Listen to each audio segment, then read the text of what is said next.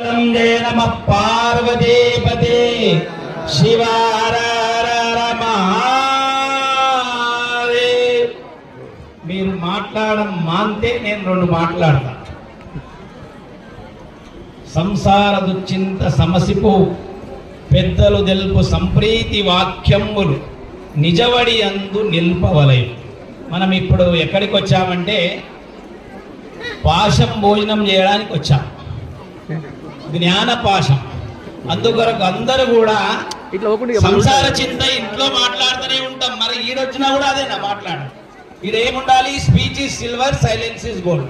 మాతు వెళ్లి మౌనం అనేటువంటిది బంగారం మాదిరిగా. కాబట్టి ప్రతి ఒక్కరు కూడా మనం దేవాలయంలో వచ్చినప్పుడు మీరు మస్జిద్లో వెళ్తే ఎట్లుంటుంది?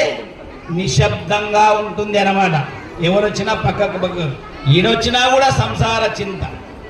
ఆ సంసార చింత పోవడానికే మనం భగవంతుని దగ్గరికి వచ్చాం.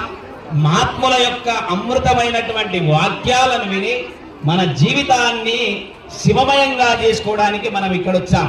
సమయం చాలా అతీతమైనటువంటిది. ఇప్పటి వరకు చాలా మంది మహాత్ములు మీకు అందరికి ఉపదేశం చేశారు, అందరూ విన్నారు. ఎప్పుడైతే ప్రతిష్ఠ అవుతుందో దాన్ని మనం కళ్ళారా చూడాలి.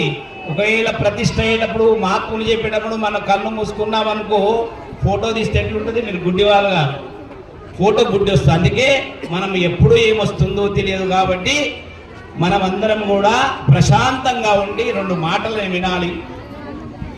గురు బ్రహ్మ గురు విష్ణు గురుదేవో మహేశ్వర గురు సాక్షాత్ పరబ్రహ్మ తస్మై శ్రీ గురవే నమః.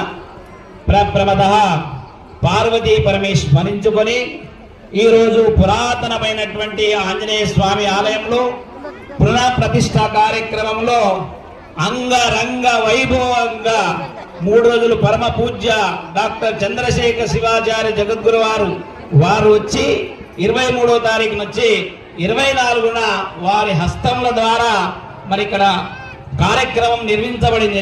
23, 24, 25, ఈరోజు 26. ఎన్ని రోజులైంది? 3 రోజులు. ఈ కార్యక్రమాన్ని నిర్వహిస్తున్నటువంటి కార్యనిర్వాహకులు మాతృమూర్తులందరూ కూడా పెద్ద ఎత్తున ఇక్కడ అందరూ పాల్గొన్నటువంటి మాతృమూర్తులకు నా యొక్క శుభాశీస్సులు. దీంట్లో పాల్గొన్నటువంటి తన మన ధనము మరి ఎవరికి ఏమి చేతనైందో అది అర్పించినటువంటి అందరికి కూడా నా యొక్క శుభాశీస్సులు. మీరందరూ కూడా 3 గంటలే ఉంటారు. 3 రోజులే.